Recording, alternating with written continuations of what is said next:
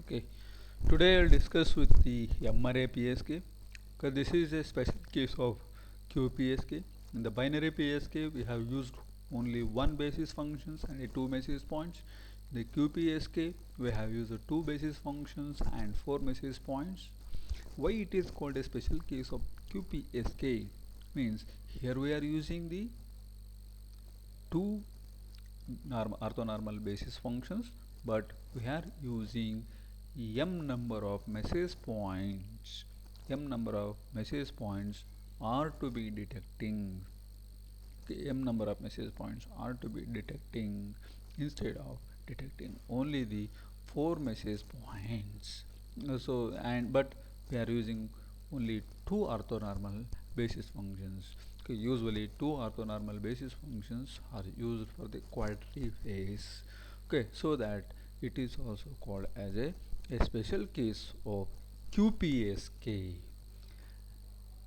And in this case, message points are allocated. The message points are allocated with an angle that is theta I equals to 2 times I minus 1 divide 2 times I minus 1 divided by m times pi, where I is varying from 1 to m.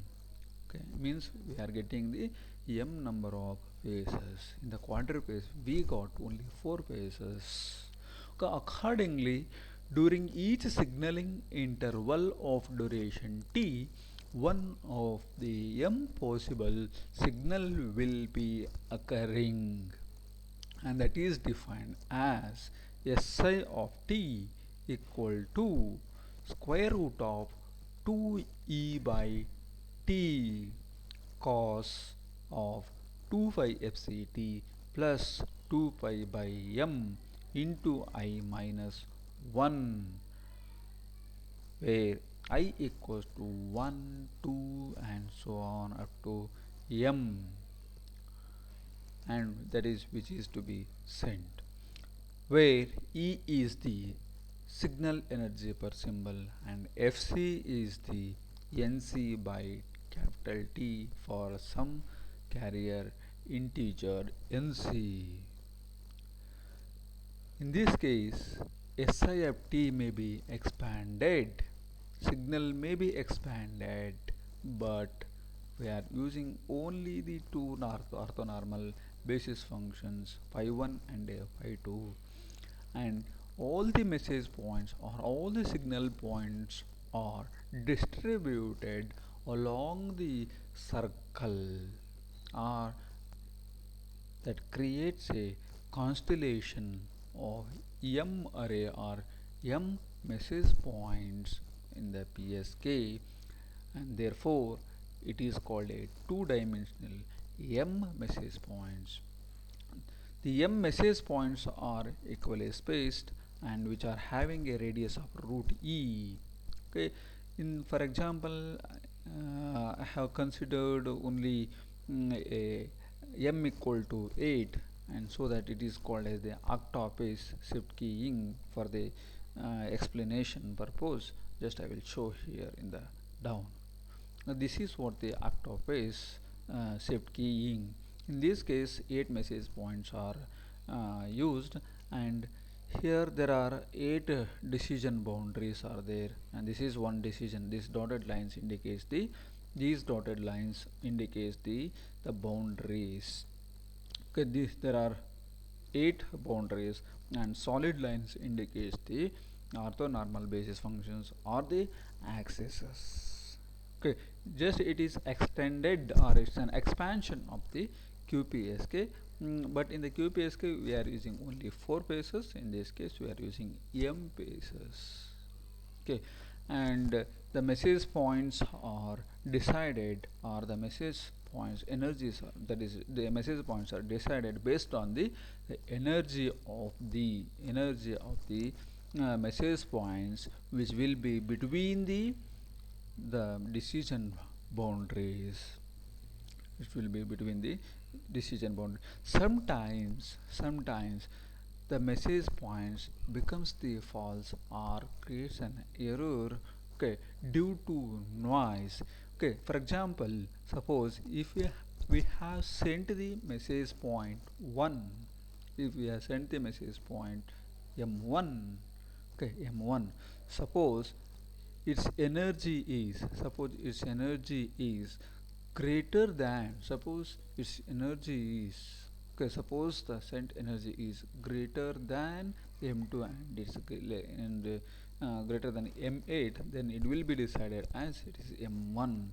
Suppose m2 energy is, the message point m2 energy is greater than the message m1, then instead of, okay, deciding m1 has sent, okay, that will decide as a message to m2 has decided.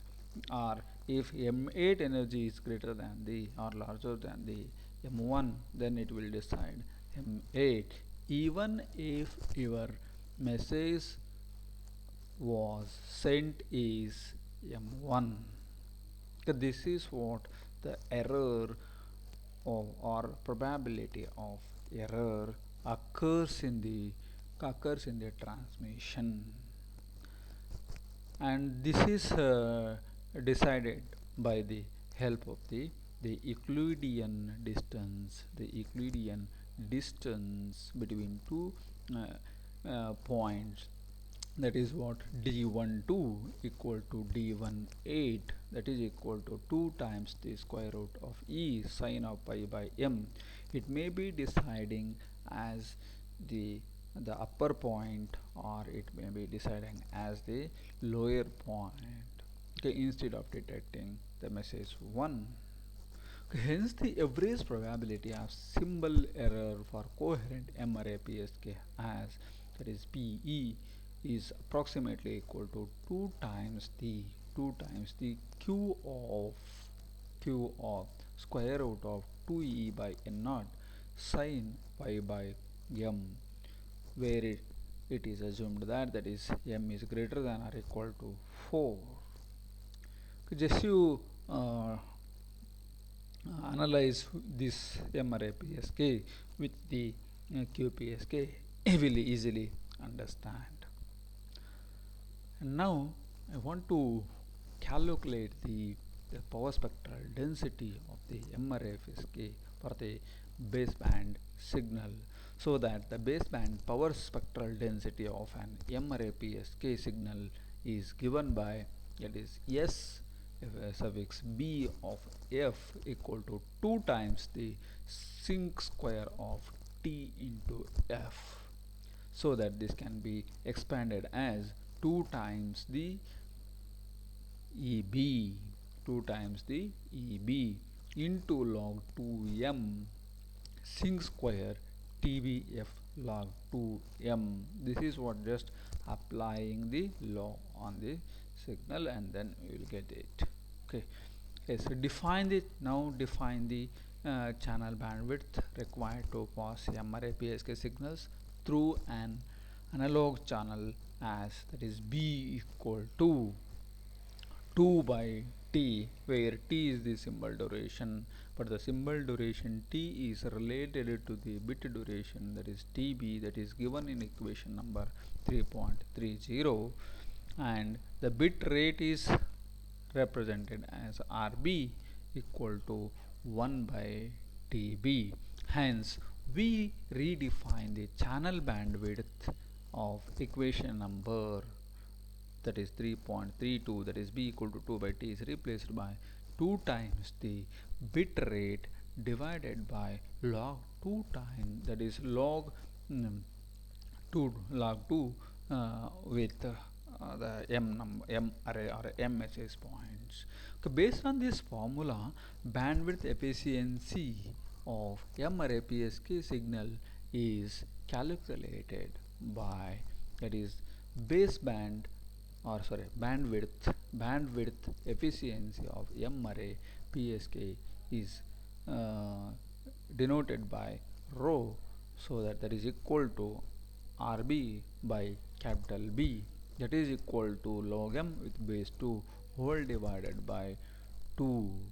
Okay, so that bandwidth efficiency of MRA PSK is equal to the, that is, log m with base 2 divided by 2 times, or half of the log m with base 2.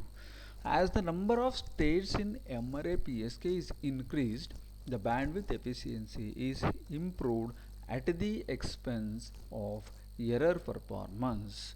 Okay, this what completes the MRA PSK. In the next class, I will move on to the 3.2, that is MRA quadrature amplitude modulation. I will explain in the next class.